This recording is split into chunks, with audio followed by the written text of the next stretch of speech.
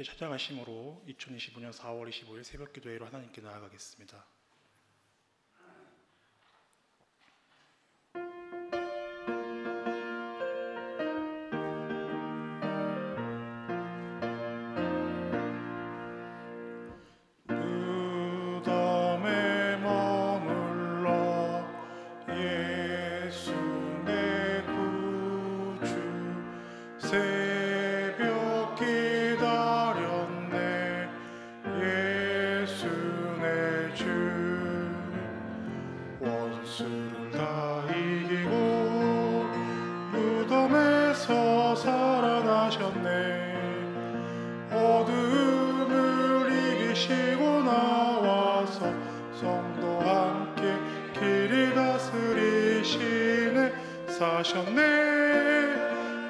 사셨네.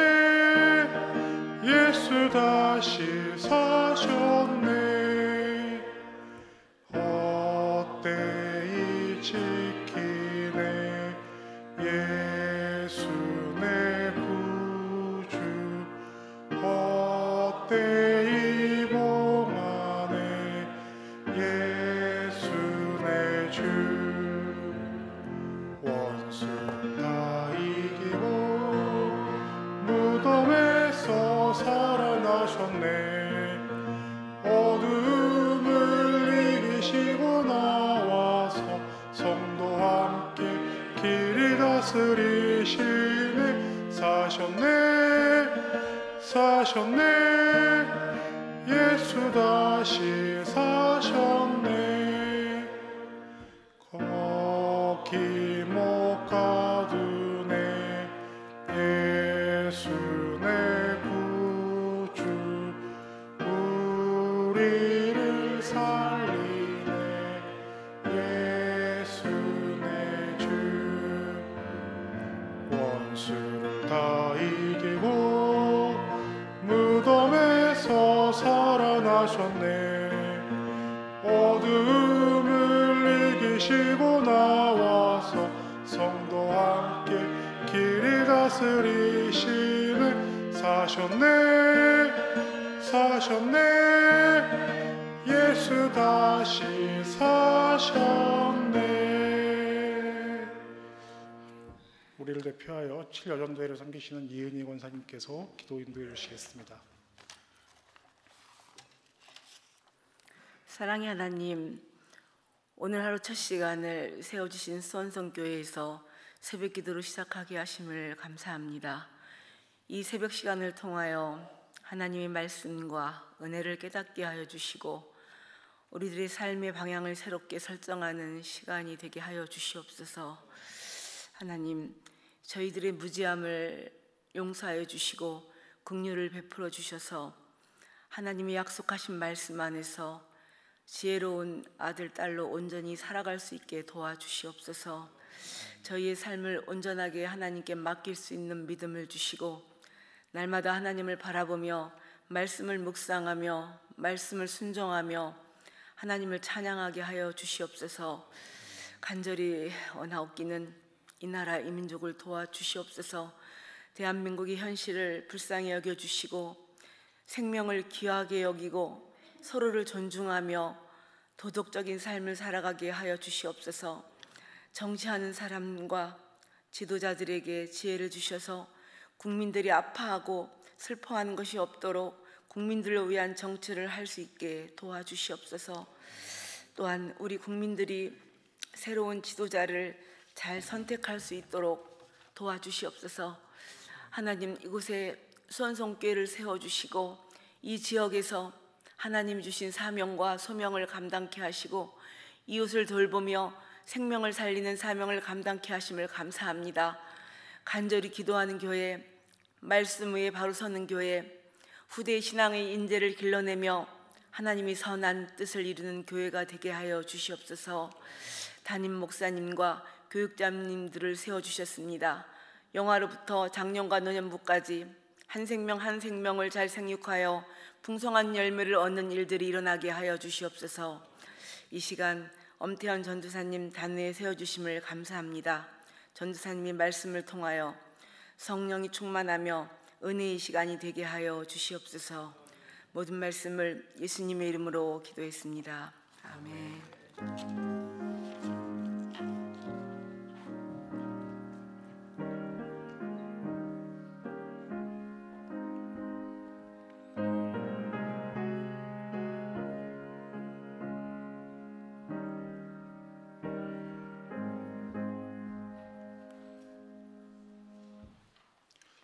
오늘 우리에게 주신 하나님의 말씀은 시편 118편입니다. 시편 118편 13절에서 29절까지의 말씀은 구약성경 889페이지를 전후하여 있습니다.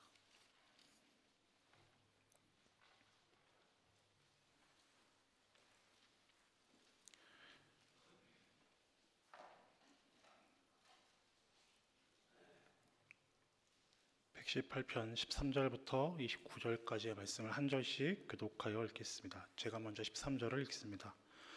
너는 나를 밀쳐 넘어뜨리려 하였으나 여호와께서는 나를 도우셨도다. 나의 능력과 찬송이시오 또 나의 구원이 되셨도다. 의인들의 장막에는 기쁜 소리 구원의 소리가 있으며 여호와의 오른손이 권능을 베푸시며 여호와의 오른손이 높이 들렸으며 여호와의 오른손이 권능을 베푸시는도다. 내가 죽지 않고 살아서 여호와께서 하시는 일을 선포하리로다. 여호와께서 나를 심히 경책하셨어도 죽음에는 넘기지 아니하셨도다. 내게 의의 문들을 열지어다. 내가 그리로 들어가서 여호와께 감사하리로다. 이는 여호와의 문이라 의인들이 그리로 들어가리로다. 주께서 내게 응답하시고 나의 구원이 되셨으니 내가 주께 감사하리이다. 죽자가 버린 돌이 집 모퉁이의 머릿돌이 되었나니 이는 여호와께서 행하신 것이요 우리 눈에 기이한 바로다. 이날은 여호와께서 정하신 것이라. 이날에 우리가 즐거워하고 기뻐하리로다. 여호와여 구하옵나니 이제 구원하소서. 여호와여 우리가 구하옵나니 이제 형통하게 하소서. 여호와의 이름으로 오는 자가 복이 있으며 우리가 여호와의 집에서 너희를 축복하였도다. 여호와는 하나님이시라. 그가 우리에게 빛을 비추셨으니 밧줄로 절기 제물을 제단 불에 맬지어다. 주는 나의 하나님이시라. 내가 주께 감사하리이다. 주는 나의 하나님이시라. 내가 주를 높이리이다. 29절 함께 읽습니다. 여호와께 감사하라. 그는 선하시며 그의 인자하심이 영원함이로다. 아멘. 이것은 하나님의 말씀입니다. 예수 그리스도의 은혜와 평강이 이곳에 계신 모든 분들에게 머물기를 소망합니다. 성도님들은 어떤 마음으로 이 자리에 오셨습니까? 누군가는 아직 어두운 창밖을 바라보며 조용히 집을 나섰고 누군가는 따뜻한 이불 속에서 그것을 이기고 조심스레 일어나 교회로 발걸음을 옮겼을 것입니다. 불 속을 그리고 어떤 분은 삶의 무게와 기도의 제목을 가슴에 품고 이 자리에 앉아 계실지도 모르겠습니다. 19세기 독일의 철학자 쇼펜하우어는 인생의 고통과 인간의 존재에 대해서 깊이 통찰했던 인물입니다. 그는 이렇게 얘기했습니다. 그 사람이 아침을 어떻게 시작하느냐가 그 사람의 하루 전체를 말해준다. 삶은 날마다 반복되지만 그 하루하루가 어떤 마음으로 시작되느냐에 따라서 전혀 다른 삶이 된다라는 뜻일 것 같습니다. 그런 의미에서 이곳에 계신 성도님들은 아침보다 이른 새벽부터 시작하셨습니다. 그리고 그 새벽을 기도로 여는 사람들입니다. 그것은 하루를 그냥 사는 것이 아니라 하나님과 함께 의미 있게 걸어가려는 마음의 자세를 갖추는 것이라고 생각합니다. 이른 새벽 모든 것이 잠든 시간에 우리는 깨어 있습니다. 이것은 단순한 습관이 아니라 믿음의 선택이고 영혼의 방향입니다. 오늘도 하나님을 먼저 만나고 이 새벽을 깨우신 여러분들을 주님께서 만나 주시려고 합니다. 우리의 하루를, 우리의 삶 전체를 새롭게 주님께서 이끄시려 하십니다. 그러니 오늘 이 시간 그저 하루의 시작이 아니라 하나님의 은혜 안에서 살아가는 삶의 출발점이 되기를 소망합니다. 시편 118편은 고통에서 구원받은 경험이 깔려 있습니다. 18절은 이렇게 이야기합니다. 여호와께서 나를 심히 경책하셨어도 죽음에는 넘기지 아니하셨도다. 여기에 나오는 이 경책은 단순한 꾸중이 아닙니다. 경책하다라는 히브리어 단어 야사르는 자녀를 교육하고 교정하는 목적을 지니고 있습니다. 단순한 형벌이 아니라 돌이킴을 위한 하나님의 손길이라고 성경은 이야기합니다. 하나님의 경책은 무엇 때문이었을까요? 아마도 그것은 이스라엘 사람들의 조상, 그들이 인간을 왕으로 의지하고 하나님의 말씀을 버리고 규례를 행하지 않았기 때문이라고 할 수 있습니다. 그렇기에 시편 111편부터 118편의 메시지는 포로기 이후에 이스라엘 공동체에게 그들의 신앙이 어떠한 방향으로 나아가야 하는지를 제시하고 있습니다. 그렇다면 하나님의 경책이 교육의 목적이 있다면 경책을 받았던 이 시편 118편의 저자 그리고 118편에 등장하는 공동체는 괜찮을까요? 저는 성경을 읽으면서 이런 생각을 했습니다. 전능하신 하나님께서 자신의 사랑하는 자녀를 교육하는데 이렇게 아프게 하셨어야 했을까? 하나님을 의지하게 하는데 꼭 경책과 고난만이 답이었을까? 생존과 회복은 엄연히 다릅니다.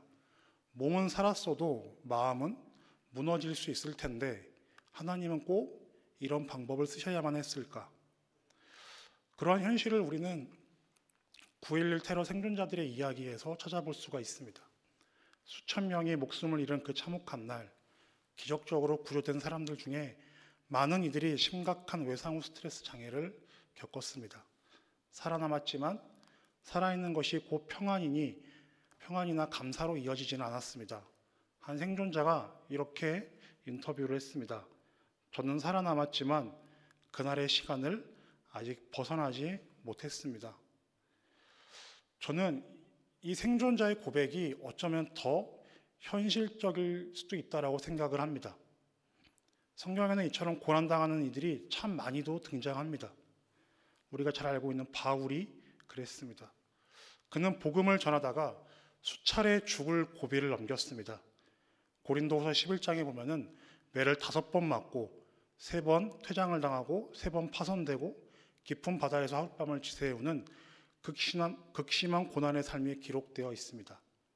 왜 하나님은 대체 이 고난 그리고 경책을 통하여 일하시는 것일까요? 죽음의 직전까지 갔던 자들의 입에서 터져나오는 감사 찬양의 시인 118편은 저는 비현실적이라고 느꼈습니다.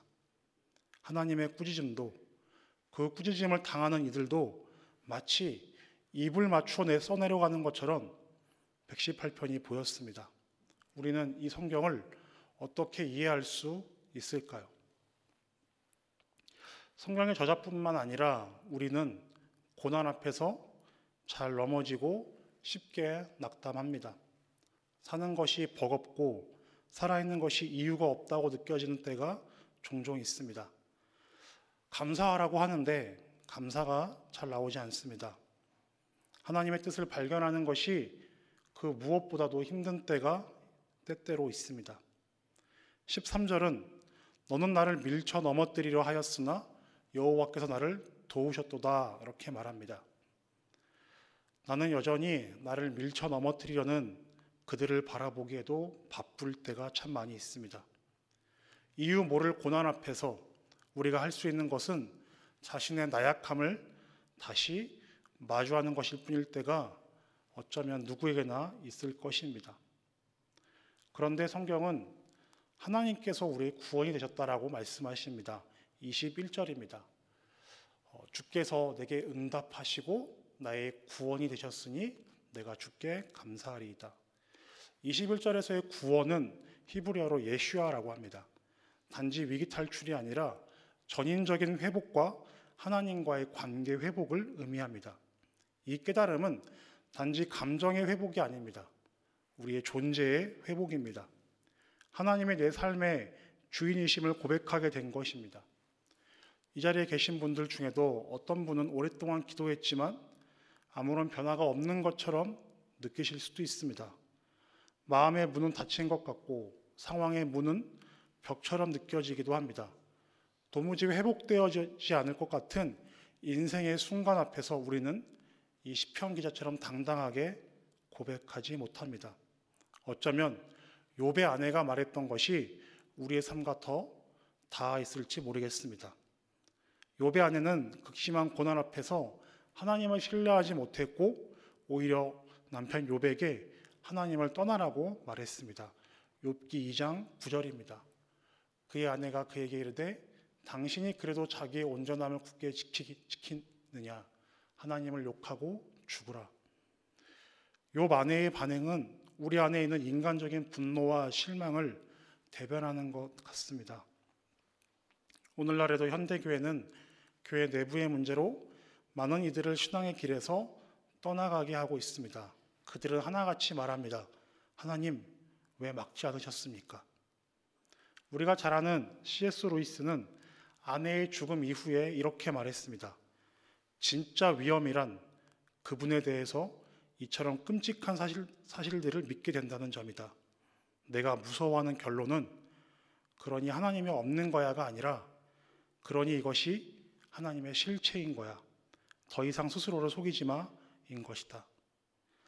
우리는 오늘도 우리에게 닥쳐오는 고난 앞에서 한없이 혼란스럽습니다. 그러나 하나님은 그 고난을 통하여 우리를 구원으로, 그 구원을 통하여 우리를 사명의 자리로 이끄십니다. 시편 기자는 말합니다. 17절을 우리 함께 읽어보겠습니다. 내가 죽지 않고 살아서 여호와께서 하시는 일을 선포하리로다. 단지 살아남은 고백을 넘어서 목적이 있는 생존을 고백합니다. 이 고백은 단순히 살아서 다행이다라는 의미를 넘어서 분명한 깨달음이 있습니다. 내가 살아있는 데는 이유가 있다는 것입니다. 하나님께서 살려두신 이유, 그것은 바로 하나님의 행사를 선포하기 위함이라는 선언입니다. 시편 118편은 히브리 시편 전체에서 할례 시편의 마지막 시편으로 6월절 기간에 백성들이 부르던 감사 찬양입니다. 특히 118편은 전쟁과 고난에서 구원받은 왕이 백성과 함께 성전에 돌아와 하나님께 감사하며 부르는 노래의 구조를 가지고 있습니다. 그래서 19절과 20절은 이렇게 이야기합니다.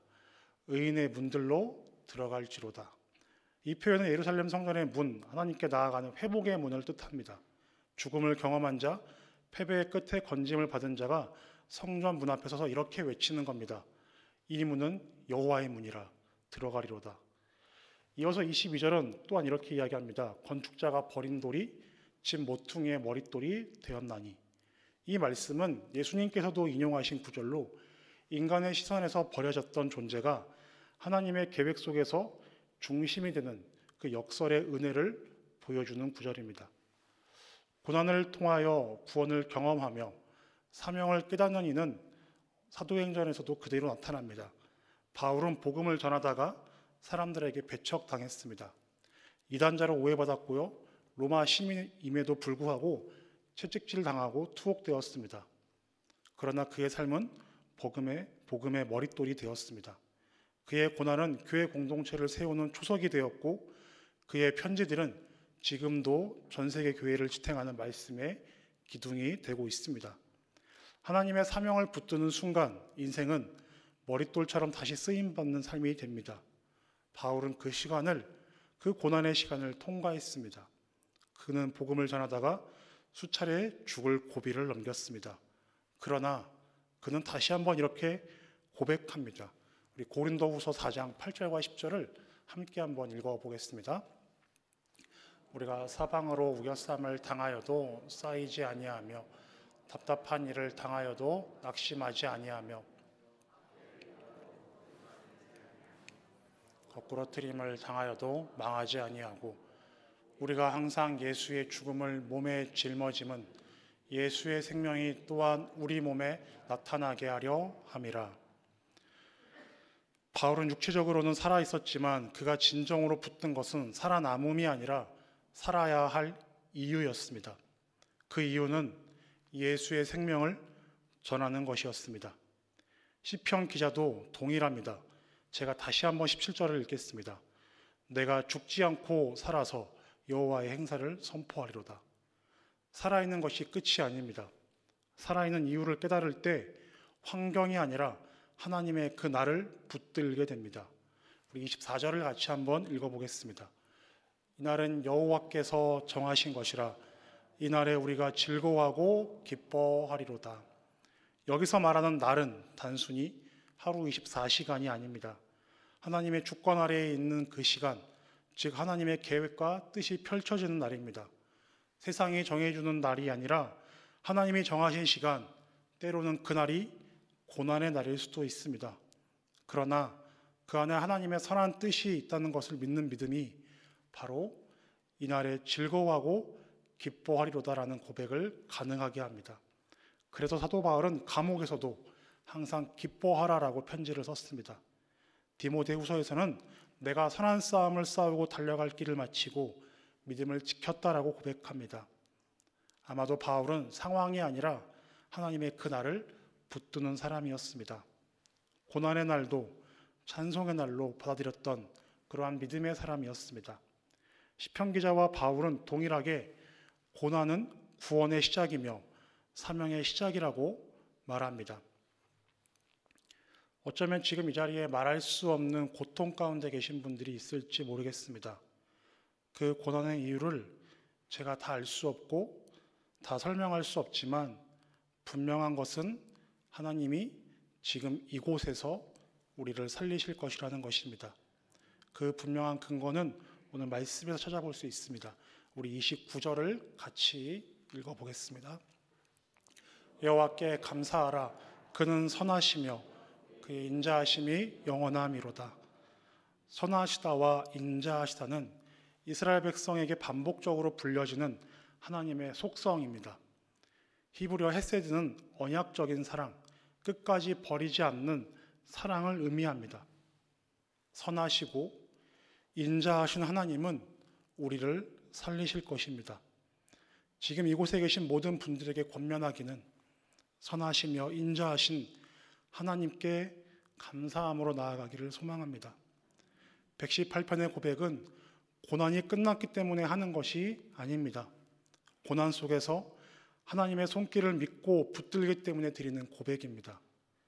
감사는 현실을 무시하는 것이 아니라 현실 속에서 하나님의 손길을 붙드는 믿음의 표현입니다.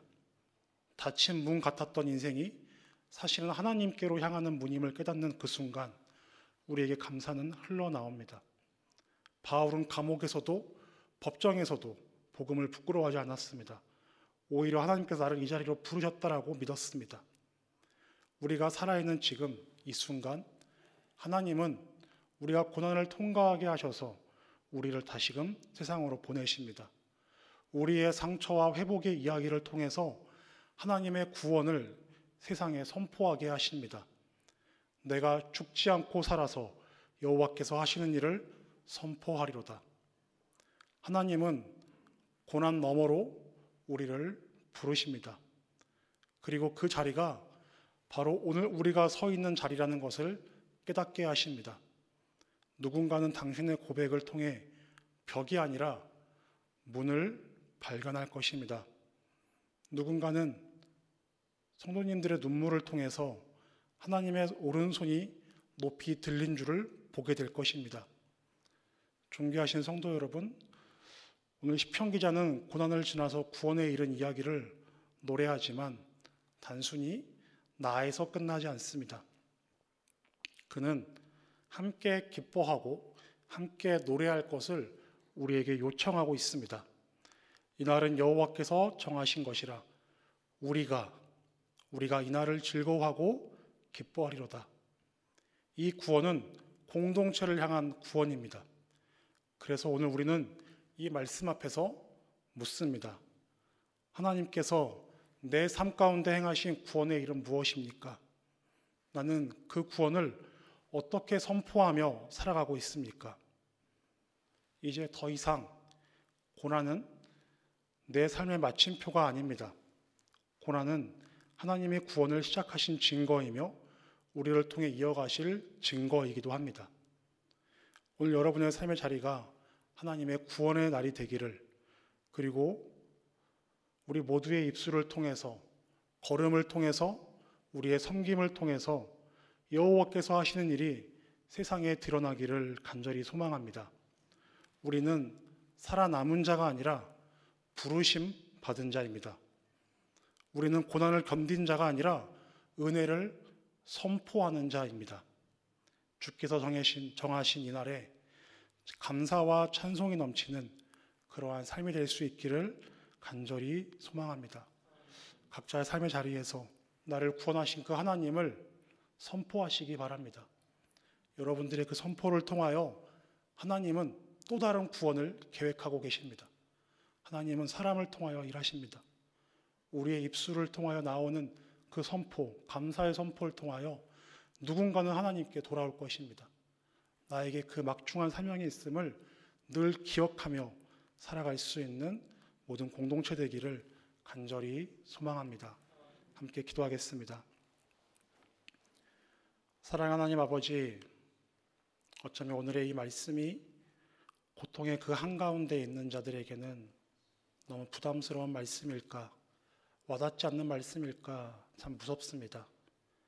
주님, 그런데 그들의 그 작은 신음에도 응답하시는 주님께서 그들의 손을 붙드시기를 원합니다. 능력의 하나님께서, 우리의 하나님 되시는 주님께서 그들을 살리시기를 원합니다. 구원의 하나님, 속히 응답하여 주시옵소서.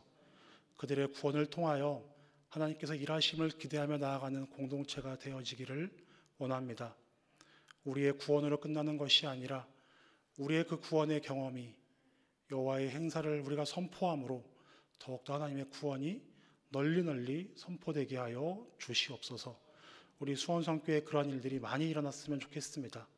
성도 한 사람 한 사람의 구원을 통하여 이 지역사회가 살아나고 이 땅에 살아나는 놀라운 일들 일어나게 하여 주시옵소서. 감사드리며 예수님의 이름으로 기도드립니다. 아멘. 하늘에 계신 우리 아버지, 아버지의 이름을 거룩하게 하시며 아버지의 나라가 오게 하시며 아버지의 뜻이 하늘에서와 같이 땅에서도 이루어지게 하소서. 오늘 우리에게 일용할 양식을 주시고 우리가 우리에게 잘못한 사람을 용서하여 준 것 같이 우리의 죄를 용서하여 주시고 우리를 시험에 빠지지 않게 하시고 나라와 권능과 영광이 영원히 아버지의 것입니다. 아멘.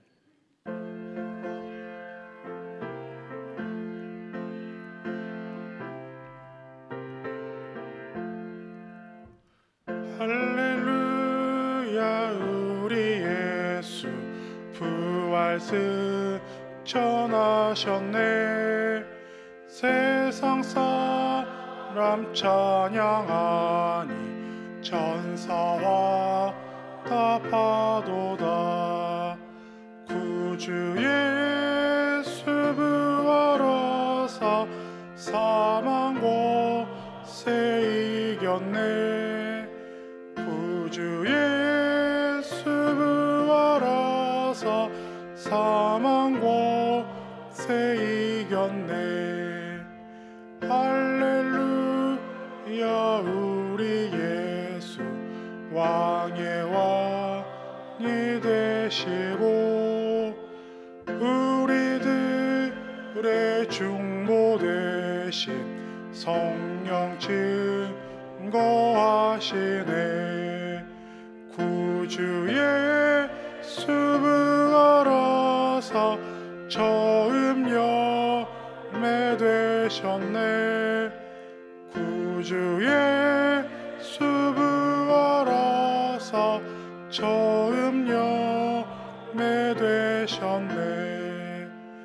할렐루야, 우리 예수 흠과 티가 없도다. 무덤 속에 있는 죄 주가 일으키시네. 구주 예수 부활하사 영광 주로 오시네. 구주 예수 부활하사 영광 주로 오시네. 공동기도 제목으로 함께 기도하겠습니다. 첫 번째, 고난 속에서 발견한 하나님의 계획과 뜻을 세상에 전하는 자가 되게 하소서. 함께 기도하겠습니다. 두 번째, 우리 이경희 담임 목사님을 위해서 기도하겠습니다. 담임 목사님 날마다 십자가의 보혈의 능력으로 목회할 수 있도록 기도해 주시기 바랍니다. 하나님의 마음에 합하고 성령과 지혜가 충만하여 교회와 가정을 잘 섬기는 항존직에 선출될 수 있도록 기도해 주시기 바랍니다. 마지막으로 고통 중에 있는 환우들에게 치유와 회복이 있게 하소서라고 함께 이 시간 기도하겠습니다.